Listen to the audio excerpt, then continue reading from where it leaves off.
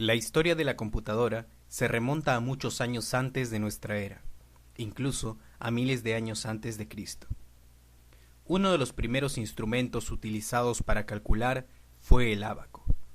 El ábaco es un artefacto que sirve para efectuar operaciones matemáticas sencillas, sumas, restas, multiplicaciones. Consiste en un cuadro de madera con barras paralelas por las que corren bolas móviles, útil también para enseñar estos cálculos simples. Su origen se remonta a la zona de Asia Menor, muchos años antes de nuestra era. Blaise Pascal fue el inventor de la primera calculadora que funcionaba a base de ruedas y engranajes. El primer nombre que le dio a su invención fue máquina de aritmética. Luego se convirtió en la rueda pascalina y finalmente en pascalina. Este invento es el antepasado remoto del actual ordenador o computadora. Fue en el año 1642, con 19 años, que Blaise Pascal concibió la idea, con el fin de facilitar la tarea de su padre, que acababa de ser nombrado superintendente de la Alta Normandía por el cardenal Richelieu, y que debía restaurar el orden de los ingresos fiscales de esta provincia. Su invento permitiría sumar y restar dos números de manera directa y hacer la multiplicación y división por repetición. En 1645, después de 3 años de investigación y 50 prototipos, Pascal presentó su primera máquina dedicada al canciller de Francia, Pierre Séguier. Construyó una veintena de pascalinas en la década siguiente, mejorándolas con frecuencia. 9 de estas máquinas han sobrevivido hasta hoy en día. Un privilegio real promulgado por Luis XIV le dio la producción exclusiva de máquinas de calcular en Francia. En 1951, la que está considerada como la primera computadora, que se llamó Sally, fue ampliamente comercializada, con el nombre de Univac I, y comenzó a funcionar con éxito.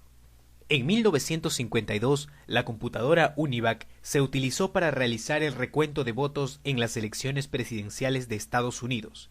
El resultado victoria se conoció en 45 minutos, luego de que se cerraran las mesas en los colegios electorales. En 1952 entra en funcionamiento la primera de las llamadas IAS Machines, diseñadas por John von Neumann, y que incorporaban notables mejoras respecto a sus predecesoras. Y en 1962, Steven Russell creó el primer juego para computadoras, Space War. Primera generación de computadoras, 1938-1958. En esta época, las computadoras funcionaban con válvulas, usaban tarjetas perforadas para entrar los datos y los programas, utilizaban cilindros magnéticos para almacenar información e instrucciones internas, y se utilizaban exclusivamente en el ámbito científico o militar. La programación implicaba la modificación directa de los cartuchos y eran sumamente grandes, utilizaban gran cantidad de electricidad y generaban gran cantidad de calor, y eran sumamente lentas. Debido a esto, la comunicación era breve. Segunda generación, 1955-1963. Las características de esta generación era que la mayoría de las computadoras utilizaban transistores para procesar la información. Los transistores eran más rápidos, pequeños y más confiables que los tubos al vacío. 200 transistores podían acomodarse en la misma cantidad de espacio que un tubo al vacío. Usaban pequeños anillos magnéticos para almacenar información e instrucciones. Producían gran cantidad de calor y también eran sumamente lentas. Se mejoraron los programas de computadoras que fueron desarrollados durante la primera generación. Se desarrollaron nuevos lenguajes de programación como COBOL y Fortran, los cuales eran comercialmente accesibles. Se usaban en aplicaciones de sistemas de reservaciones de líneas aéreas, control de tráfico aéreo y simulaciones de propósito general. La Marina de los Estados Unidos desarrolla el primer simulador de vuelo, computadora Whirlwind.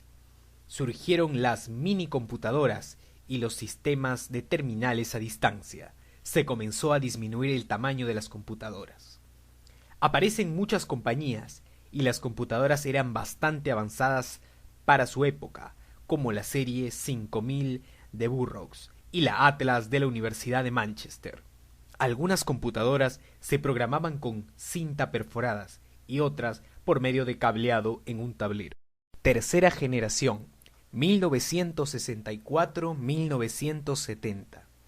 Comienza a utilizarse los circuitos integrados, lo cual permitió abaratar costos al tiempo que se aumentaba la capacidad de procesamiento y se reducía el tamaño de las máquinas. La tercera generación de computadoras emergió con el desarrollo de circuitos integrados, pastillas de silicio, en las que se colocan miles de componentes electrónicos en una integración en miniatura. El PDP-8 de la Digital Equipment Corporation fue el primer mini ordenador. Cuarta generación, 1971-1983. Fase caracterizada por la integración de los componentes electrónicos, lo que proporcionó la aparición del microprocesador, es decir, un único circuito integrado en el que se reúnen los elementos básicos de la máquina. Se colocan más circuitos dentro de un solo chip, LSI, Large Scale Integration Circuit, y VLSI, Very Large Scale Integration Circuit. Cada chip puede hacer diferentes tareas. Un chip sencillo actualmente contiene la unidad de control, la unidad aritmético-lógica. El tercer componente, la memoria primaria, es operado por otros chips. Se reemplaza la memoria de anillos magnéticos por la memoria de chips de silicio. Se desarrollan los microcomputadores, o sea, computadoras personales o PC. Además, se desarrollan las supercomputadoras. Una característica de esta generación es que se desarrollaron los circuitos integrados para procesar información. Se desarrollaron los chips para almacenar y procesar información, como antes ya se había mencionado. Se desarrollan los tipos de computadoras IBM 360 y DEG PDP-1. Otra vez, las computadoras se tornan mucho más pequeñas, más ligeras y más eficientes. Consumían menos electricidad, por lo tanto, generaban menos calor. Quinta generación, 1984-1989. Surge la PC tal cual como la conocemos en la actualidad. IBM presenta su primera computadora personal y revolucionaria en el sector informativo.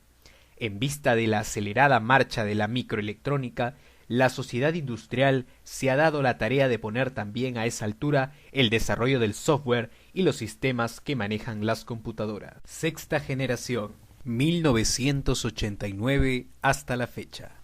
Como supuestamente la sexta generación de computadoras está en marcha desde principios de los años 90, debemos por lo menos esbozar las características que deben tener las computadoras de esta generación.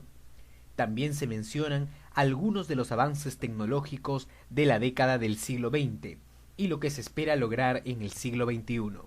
Las computadoras de esta generación cuentan con arquitecturas combinadas, paralelo-vertical, con cientos de microprocesadores vectoriales trabajando al mismo tiempo.